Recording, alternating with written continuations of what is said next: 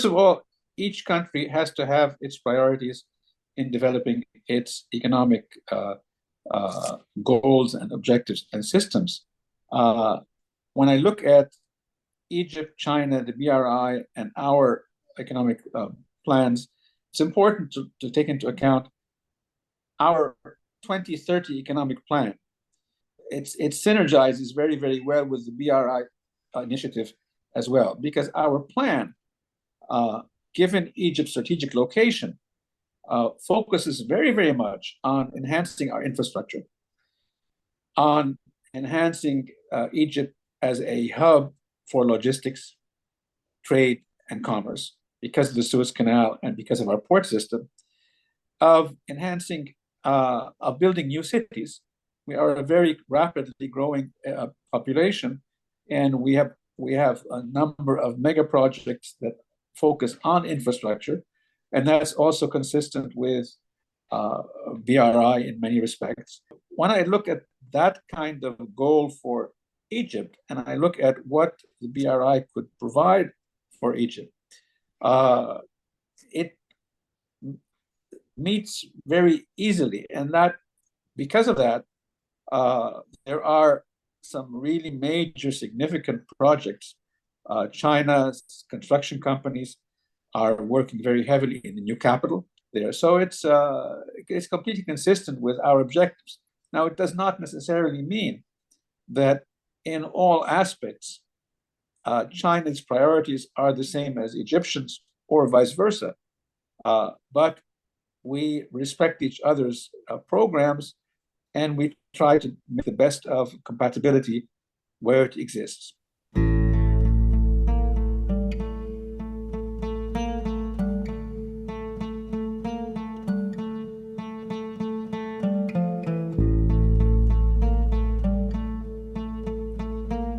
First of all, let's not forget that Egypt was the first Arab country to recognize China in 1956, because politically we understood the Chinese rights.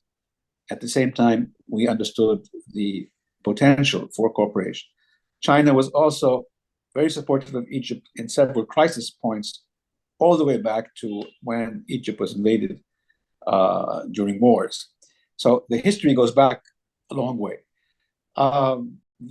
Your president gave an exemplary speech at his meeting with the Arab Summit in Saudi Arabia, where he really used the right tone and the right phrases by emphasizing shared objectives, shared interests, respect for each other, trying to resolve and achieve security through dialogue, but resolve the conflict based on international law, and with reference to the Palestinian case in particular. And it's a reflection, again, of we want to build a better international environment for us all, not against anybody in particular, but for us all. And that approach allows countries like my own in the Arab world to take advantage of Chinese expertise, Chinese resources, Chinese markets. It also allows China to take advantage of Arab location, Arab energy sources, Arab markets. This is not, again, a zero-sum game. As long as we work together, we can always find projects that serve both of our interests.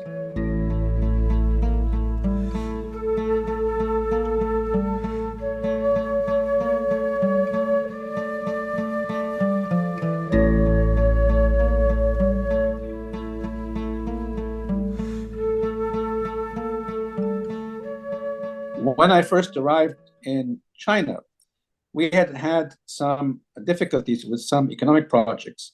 We had had 2 revolutions in 2 years, so our economy was stalling a little bit.